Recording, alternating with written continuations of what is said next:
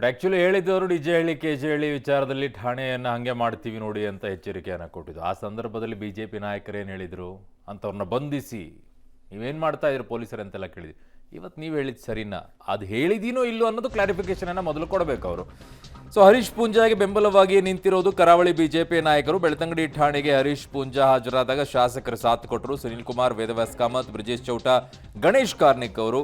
Dakshina Kannada BJP ಜಿಲ್ಲಾಧ್ಯಕ್ಷ ಸತೀಶ್ ಕುಂಪಲ್ ಕೂಡ ಸಾಥನ್ನು ಕೊಟ್ಟರು. ಈ ವಿಚಾರವನ್ನು ಇಲ್ಲಿಗೆ ಬಿಡುವ ಪ್ರಶ್ನೆನೇ ಇಲ್ಲ, ಮುಂದೆ ಅಧಿವೇಶನದಲ್ಲಿ ಚರ್ಚೆ ಮಾಡ್ತೀವಿ ಅಂತ ಸುನೀಲ್ ಕುಮಾರ್ ಅವರು ಹೇಳಿದ್ದಾರೆ. ಸೊ ಕಾನೂನು ಮೀರಿ ಬಂಧಿಸಿದ್ರೆ ದಕ್ಷಿಣ ಕನ್ನಡವನ್ನೇ ಬಂದ್ ಮಾಡ್ತೀವಿ ಅಂತ ಕಟೀಲ್ ಅವರು ಎಚ್ಚರಿಕೆಯನ್ನು ಕೊಟ್ಟಿದ್ದಾರೆ.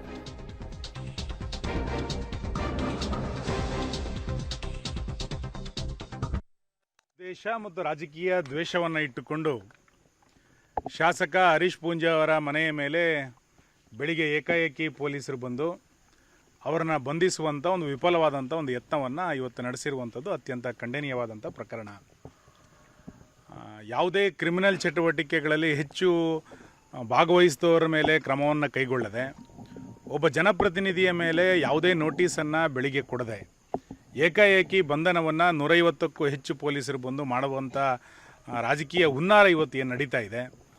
ನಾವು ಕರ್ನಾಟಕದಲ್ಲಿ ಯಾವ ಪ್ರಜಾಪ್ರಭುತ್ವ ಇದೆ, ಯಾವ ಆಡಳಿತ ಇದೆ ಎನ್ನುವಷ್ಟರ ಮಟ್ಟಿಗೆ ಇವತ್ತಿನ ಪೊಲೀಸರ ಬೆಳವಣಿಗೆಗಳು ನಡೆದಿದೆ. ನನಗೆ ಆಶ್ಚರ್ಯ ತರುವಂಥದ್ದು ಏನು ಅಂತ ಕೇಳಿದರೆ,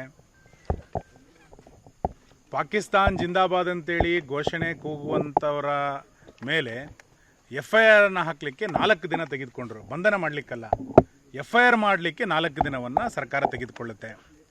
ಒಬ್ಬ ಶಾಸಕನಿಗೆ ನೋಟಿಸನ್ನು ಕೊಡದೆ ಏಕಾಏಕಿ ಬಂಧನವನ್ನು ಮಾಡಲಿಕ್ಕೆ ಸರ್ಕಾರ ಬರುತ್ತೆ ಅಂತಂದರೆ, ಪೊಲೀಸರು ಬರ್ತಾರೆ ಅಂತಂದರೆ, ಪೊಲೀಸರು ಯಾರ ಕೈಗೊಂಬೆಯಾಗಿ ಇವತ್ತು ಕೆಲಸವನ್ನು ಮಾಡ್ತಾ ಇದ್ದಾರೆ? ಬೆಳಿಗ್ಗೆ ಬಂಧನವನ್ನು ಮಾಡಲಿಕ್ಕೆ ಬಂದಿದ್ದರು, ಕಾನೂನಿನ ಪ್ರಕಾರ ಬಂಧನವನ್ನು ಮಾಡಲಿಕ್ಕೆ ಸಾಧ್ಯ ಇಲ್ಲ. ಯಾವುದೇ ರೀತಿಯಾದಂಥ ತಪ್ಪನ್ನು ನಮ್ಮ ಶಾಸಕ ಮಾಡಿಲ್ಲ ಅನ್ನುವಂಥದ್ದನ್ನು ನಮ್ಮ ಉಳಿದಂಥ ಎಲ್ಲ ಹಿರಿಯರು ಮನವರಿಕೆ ಮಾಡಿಕೊಟ್ಟ ನಂತರ ಸಂಜೆ ನೋಟಿಸ್ ಕೊಡುವಂಥ ಒಂದು ಪದ್ಧತಿಯನ್ನು ಅವ್ರು ಮಾಡ್ಕೊಂಡಿದ್ದಾರೆ. ಆ ನೋಟಿಸಿಗೆ ಶಾಸಕ ಹರೀಶ್ ಪೂಂಜಾ ಅವರು ಉತ್ತರವನ್ನು ಕೊಟ್ಟಿದ್ದಾರೆ. ನಾವು ಎಲ್ಲ ಶಾಸಕರು ಇದನ್ನು ಯಾವುದೇ ಕಾರಣಕ್ಕೂ ಈ ಪ್ರಕರಣವನ್ನು ಇಲ್ಲಿಗೆ ಬಿಡೋದಿಲ್ಲ, ಇದೊಂದು ತಾರ್ಕಿಕ ಹಂತಕ್ಕೆ ತೆಗೆದುಕೊಂಡು ಹೋಗ್ತವೆ. ಒಬ್ಬ ಶಾಸಕನ ಮನೆಯ ಮೇಲೆ ಏಕಾಏಕಿ ಪೊಲೀಸರು ದಾಳಿ ಮಾಡ್ತಾರೆ, ನುಗ್ಗುವಂಥ ಪ್ರಯತ್ನವನ್ನು ಮಾಡ್ತಾರೆ. ದ್ವೇಷದ ರಾಜಕಾರಣದ ಹಿನ್ನೆಲೆಯಲ್ಲಿ ಈ ಕ್ಷೇತ್ರದ ಶಾಸಕರಾಗಿರ್ತಕ್ಕಂಥ ಹರೀಶ್ ಪೂಂಜಾ ಅವರನ್ನು ಬಂಧಿಸಬೇಕು ಅಂತ ಪೊಲೀಸ್ ಇಲಾಖೆ ಏನು ಪ್ರಯತ್ನಗಳನ್ನು ಮಾಡಿತ್ತ, ಅದಕ್ಕೆ 4 ಕೇಸ್ಗಳನ್ನು ಹಾಕಿ ನೋಟಿಸ್ ಕೊಡದೆ ಬಂಧನ ಮಾಡಬೇಕು ಅನ್ನುವಂಥ ಪ್ರಯತ್ನಗಳಾಗಿತ್ತು.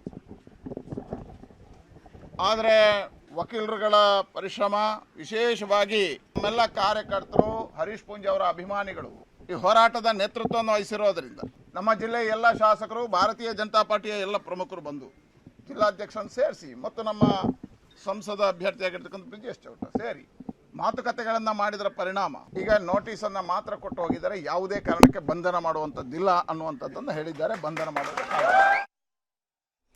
ಓಕೆ. ಈ ವಿಚಾರದಲ್ಲಿ ಸುನಿಲ್ ಕುಮಾರ್ ಅವರು ಹೇಳಿದ್ದು ರೈಟ್ ಅನ್ಸುತ್ತೆ. ಆ ವಿಚಾರದಲ್ಲಿ ನೋಡೋದು ಇನ್ ದ್ಯಾಟ್ ಆ್ಯಂಗಲ್, ಯಾಕೆ ಪೊಲೀಸರ ಮೇಲೆ ಇಂಥ ಪ್ರಶ್ನೆಗಳು, ಅನುಮಾನಗಳು ಹುಟ್ಕೊಳ್ಳುತ್ತೆ ಅಂತಂದರೆ, ನೀವು ಕೆಲವು ಸಂದರ್ಭಗಳಲ್ಲಿ ತೆಗೆದುಕೊಳ್ಳುವಂಥ ನಿರ್ಧಾರಗಳು ನಿಮ್ಮನ್ನು ಈ ರೀತಿಯಾಗಿ ಇಕ್ಕಟ್ಟಿಗೆ ಸಿಲುಕಿಸುತ್ತೆ. ಅವ್ರು ಹೇಳಿದ್ದಷ್ಟೇ, ವಿಧಾನಸೌಧದಲ್ಲಿ ನೀವು ಪಾಕಿಸ್ತಾನದ ವಿಚಾರದಲ್ಲಿ ಘೋಷಣೆಗೆ ಹೋಗಿದಾಗ ನಿಮ್ಮ ಸ್ಟ್ಯಾಂಡ್ ಏನಿತ್ತು? FIR ಹಾಕ್ಬೇಕಾದ್ರೆ ಯಾಕೆ ಮುಲಾಜಿಗೆ ಒಳಗಾದ್ರಿ? ಆ ವಿಚಾರದಲ್ಲಿ ಇತ್ತು. ಬಟ್ ಇಲ್ಲಿ ಇಷ್ಟೊಂದು ಜನ ಹೋಗ್ಬಿಟ್ಟು ಅರೆಸ್ಟ್ ಮಾಡಕ್ಕೆ ಹೋಗುವಂಥ ಪರಿಸ್ಥಿತಿಗೆ ಹೋಗ್ತಾರಲ್ಲ, ಯಾಕೆ ಗೊತ್ತಿಲ್ಲ. ಇದೇ ಅನುಮಾನಕ್ಕೆ ಎಡೆ ಮಾಡಿಕೊಡುತ್ತೆ, ನಿಮ್ಮ ಮೇಲೆ ಅನುಮಾನ ಕಾಣುತ್ತೆ.